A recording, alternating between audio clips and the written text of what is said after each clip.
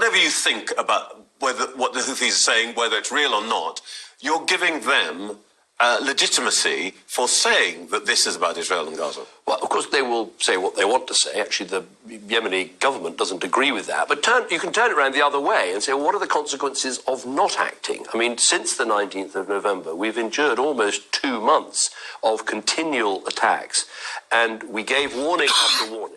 And frankly, ultimately, that wasn't working. The number of attacks was going up. The severity of those attacks was going up. So, not acting is also a policy, and it was a policy that wasn't working, and that's why it's necessary to act. All right, But if you're asking me, do we also need to, bring peace to the situation in Gaza and get a sustainable ceasefire? Yes, absolutely. And do we need to get aid in? Yes, we do. I want to come back to that, but let's just talk about the background to this. Your colleague Grant Shapps said, he was very direct. He told the Iranians, "We see you. We see through what you're doing." In your view, is the real enemy here Iran? Well, there's no doubt that the malign actor in the region who is behind these proxy groups is Iran. Iran backs Hamas, they back Hezbollah, they back the Houthis, they provide them with weapons. They also back armed groups that are acting within Iraq and attacking British and American bases and troops. So we know what they're doing. We know what they're doing is wrong. We call them out for it, and we're very clear about that. Has it occurred to you, or let me put it this way, have you considered the risk that this action, whatever it does out there, raises the likelihood of terrorist action here at home? Are you planning to raise the threat level? Well, the threat level is set after careful consideration by the Joint Terrorism Assessment Centre, and that's the right way of doing it. It's not in the power of politicians just to suddenly wake up one morning and decide to change the threat level.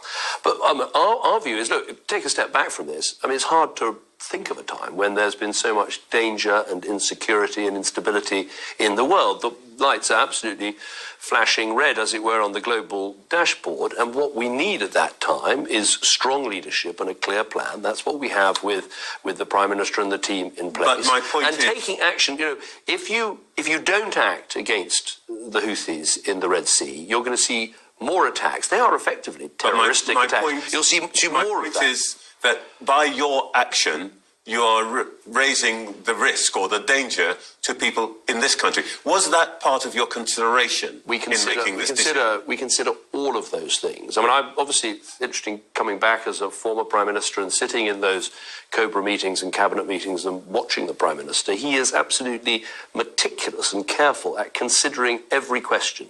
Is there an alternative? Have we exhausted all the other possibilities? Is this the right action to take with our allies? What will be the reaction in the region? What are the effects back at home? I mean, it's incredibly impressive to watch someone with that attention to detail, with that care and caution, but also ultimately the strength to take what I believe is the right decision, which is to act.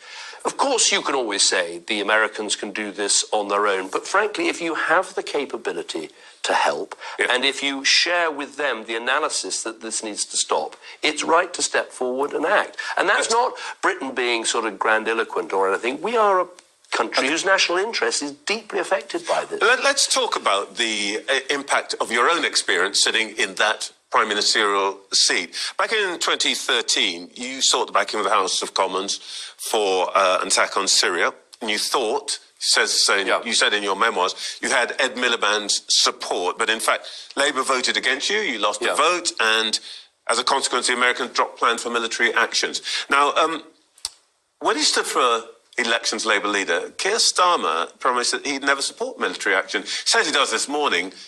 Are you sure you can count on his backing? Well, he's been clear. I was not in the briefing that he received, but I've heard what he said publicly, that he backs the action that's been taken, and I think it's right to do that. In terms of Parliament, there will be a statement in Parliament on Monday. There'll be opportunity for parliamentary colleagues in both houses to raise questions and to ask about this, and I think that's right. And what I would say about what the Prime Minister's done is he's followed every process correctly about bringing colleagues together, listening to military advice, taking legal advice, and then making a statement. So on this issue, should we have had a vote in advance? I don't think. But what I'm really asking about is the effect of your own experience here. In your memoirs, you write that you were deeply affected by the West's failure in the Balkans and Rwanda, and that in Syria, the Western world hadn't done enough to back the good guys. And is there a sense here that you might be overcorrecting for past mistakes? No, I don't. I absolutely don't think that. I think you have to look at each situation on its merits. I had occasions in office where, as you say, on Syria, we didn't go ahead with the action after the chemical weapons. I think that was a mistake, but nonetheless, there we are. We had occasions, for instance, in the campaign against ISIS and the ISIL state, effectively, in Iraq and Syria, where we did go ahead with others, and where that was very effective, and ISIL no longer has a state. So I think, you take each occasion on its merits, but crucially, there is a different prime minister in place, someone who looks at these things incredibly carefully. He doesn't come at it with any preconceived notions, but I could profoundly see someone who was making the right decision in the right way. All right, a couple of quick questions about related but separate issues. This week you suggested to the parliamentary committee that Israel might be guilty of war crimes.